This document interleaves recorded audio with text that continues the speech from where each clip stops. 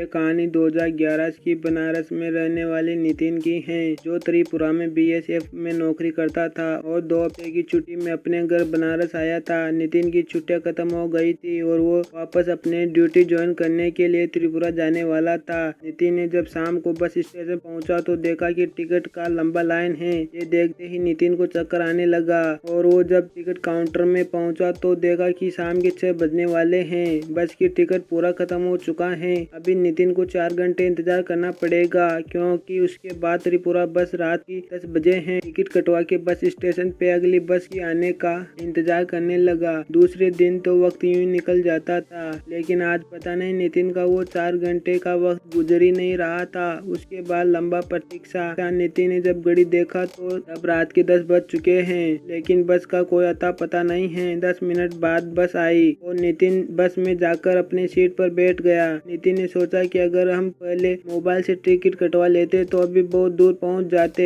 लेकिन online booking करने में 200 रुपये ज्यादा लगने की कारण नहीं किया। 15 मिनट बाद त्रिपुरा के लिए बस चल पड़ी, मगर जब बस स्टार्ट हुई तब मुझे बहुत खुशी मिली, क्योंकि बस में सारी सीटें फुल थी, सिवाय मेरे बगल वाली सीट छोड़ के। ये रातों की सफर में पूरे रास्ते सो के जा सकता हूँ, ये सोचकर मेरा मन खुशी से झूम उठा। लेकिन तभी बस रुक गई और खलासी चीख चीख कर कहने लगा, सीट नंबर 13 के पेशेंट आ रहे हैं, थोड़ा रुक जाओ। खलासी की बात सुनकर मेरी खुशी बस की खिड़की से उड़ गई, क्योंकि वो सीट नंबर 13 मेरे बगल वाली सीट नंबर था। एक बहुत ही खूबसूरत लड़की, उम्र शायद 22 की होगी, भागते भागते बस में चढ़ी और बस में चढ़ते ही बस फिर से त्रिपुरा की ओर आगे बढ़ने लगी। वो लड़की बस में चढ़ते ही जल्दबाजी करके अपना सामान पकड़ में रखकर मुझे साइड दीजिए ना कहते हुई वो मेरी बगल वाली सीट पर बैठ गई। ऐसे अचानक घूम के सीट में जाते वक्त उसके हैंड बैग की मोटी हुक में लगकर मेरी घड़ी का स्टाफ टूट गया और उसके बैग में मेरी घड़ी लटकने लगी।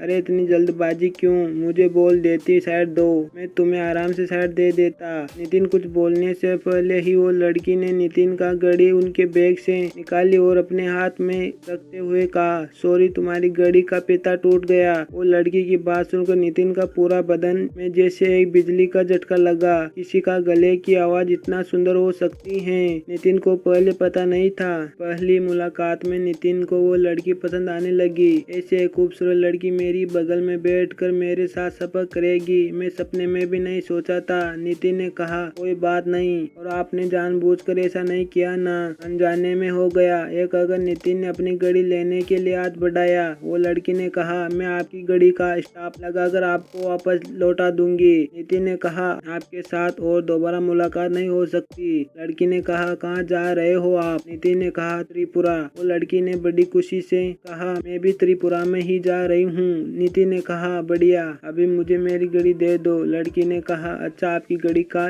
क्या कीमत है, मुझसे पैसे ले लो। नितिन ने कहा, मतलब पैसा लेकर मैं क्या करूँगा, मेरे पास घड़ी ठीक कराने के पैसे हैं, और वैसे भी आपने जानबूझकर तो ऐसा नहीं किया ना।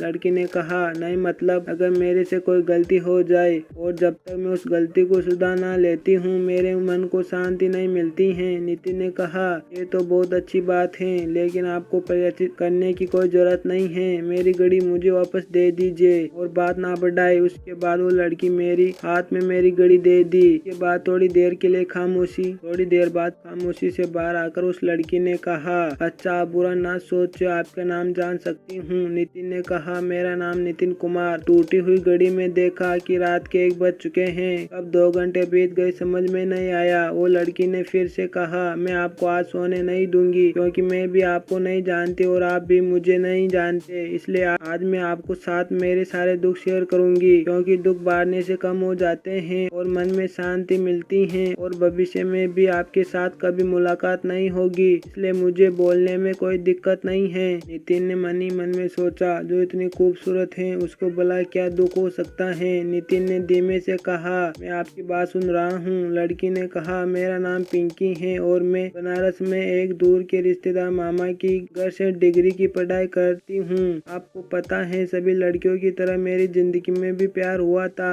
लेकिन मुझे क्या पता था कि ये प्यार मेरे जीवन में मुसीबतों का पहाड़ बनकर खड़ा हो जाएगा। सबसे छुपकर प्रेम की नदिया में छलांग लगाई थी। रतुल नाम के एक लड़के के साथ 8 महीने तक सब कुछ अच्छा ही चल रहा था, लेकिन मुझे क्या पता था कि रतुल मेरे जैसी और भी बहुत गर्लफ्रेंड है। जब मुझे उसके असली चेहरे के बारे में पता चला तो उसने मुझे छोड़ दिया। इस दुनिया में माँ के अलावा और कोई अपना नहीं है, इसलिए रतुल को अपना लिया था। लेकिन मुझे नहीं पता था कि वो मेरे साथ धोखा कर रहा है, इसलिए मैं और वहाँ नहीं रह सकती। वापस अपनी माँ के पास जा रही हूँ और अब से अपने घर में ही रहूंगी। पिंकी रोते रोते अपने सारे दुख की कहानी सुनाने लगी। नितिन ने जब पिंकी की तरफ देखा तो वो रोते रोते सो गई और उसके घने लंबे बाल खिड़की की आवाज उड़ रहे थे। उसका चेहरा बहुत ही मासूम था। शायद उसे सहानुभूति देना का क्षमता नहीं है, लेकिन मैं उसके दिल की सारे दुख दर्द को बुलाने वाला इंसान बनने के लिए तैयार हूँ। साधारण एक घड़ी का स्टाफ अनजाने में टूट जाने के कारण जो इतना दुखी हो सकता है, वो कैसे एक इंसान के दिल को दुख पहुंचा सकता है?